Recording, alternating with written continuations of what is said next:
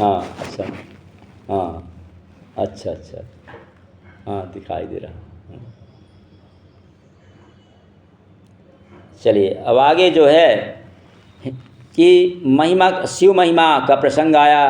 तो इसमें हे व्यास जी उपमन्यु के वाक्य सुनकर कृष्ण बोले, हे उपमन्यु, आपके समान कौन शिव जी की स्तुति करने में समर्थ है। देव देव तो आपके आश्रम के निकट रहकर आपको दर्शन भी देते रहोगे, और संभव है मेरे ऊपर भी आपके समान कृपा करें। मुनि बोले, हे पुरुषोत्तम, तुम उन्हीं की कृपा से शीघ्र शिव जी का दर्शन करोगे। मैं तुमको जप विधि बताता हूँ।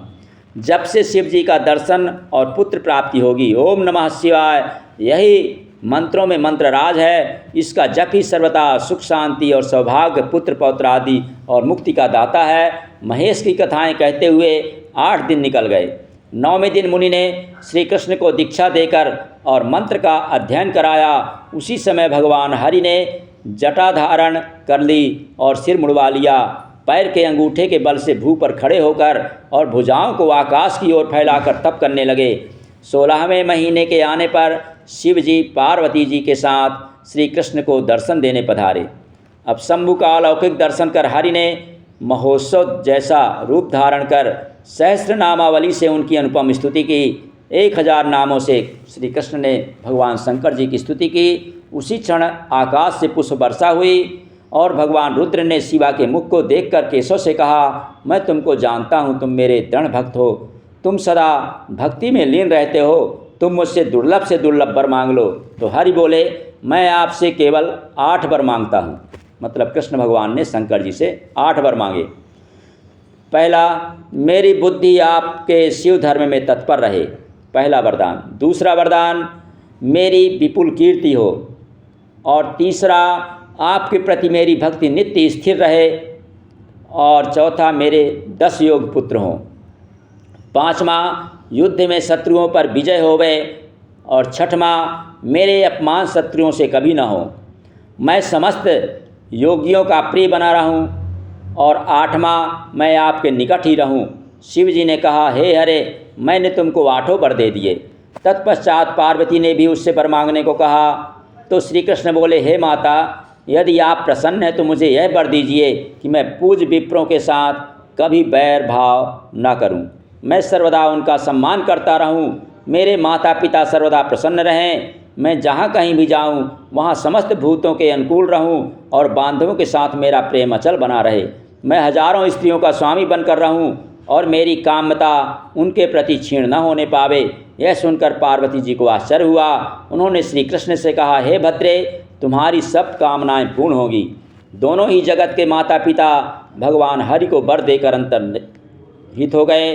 श्री कृष्ण अपने को कृतार्थ समझकर महर्षि उपमन्यु के समीप आए। उन्होंने प्रणाम करके हरि ने शिव शिवा को दिए हुए वरों की कथा सुना दी। अब इसके बाद मुनि ने कहा, भगवान शंभु के समान कोई उदार और दाता नहीं है, अतः तुम भगवान शिव की आराधना अहर्निश मतलब दिन रात करो। अब तुम सुख से घर जाओ, तुम भविष्य में शिव भक्तों में अग्रणी रहोगे। भगवान हरि मुनिवर को प्रणाम कर द्वारका चले गए। हे व्यास जी, दशरथ के पुत्र राम ने भी भगवान देव देव की आराधना में धनुष बाण प्राप्त किए। इससे समुद्र पर सेतु की रचना की और रावण को मारा। सीता जी को लेकर अयोध्या आए। परशुराम ने भी शंकर जी की उपासना कर से फरसा प्राप्त करके 21 बार भूमि क्षत्रिय राजाओं से हीन कर दी थी। वह शिव कृपा से अब भी अजर और अमर हैं।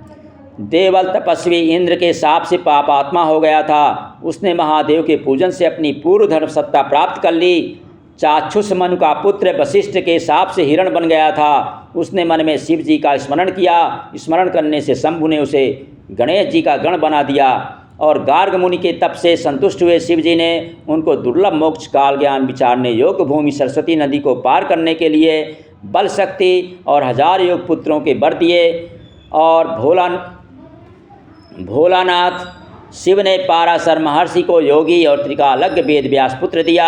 आशुतोष ने मांडव्य को सूली में उतारकर उनको जीवित कर दिया। एक भिक्षुक विप्र निर्धनता के कारण अपने पुत्र गालब को गुरुदेव के यहाँ छिपा कर रखाया। उसने घर आकर अपनी स्त्री से कहा, यदि कोई भिक्षुक आवे तो मेरे बारे में कह देना कि मैंने उसको देखा नहीं है। इतने में ही एक अतिथि आ गया। उसने स्त्री से पूछा कि तुम्हारा पति कहाँ है। उसने कहा, मुझे नहीं मालूम। अतिथि ने दिव्य नेत्र से देखकर कहा, तेरा स्वामी छिपा हुआ घर में मरा पड़ा है। विश्वामित्र की आज्ञा से गालव घर आया। उसने माता के शाप के विषय में सुना। तब उसने शंकर की आराधना की, जिससे उसके पिता जीवित हो गए।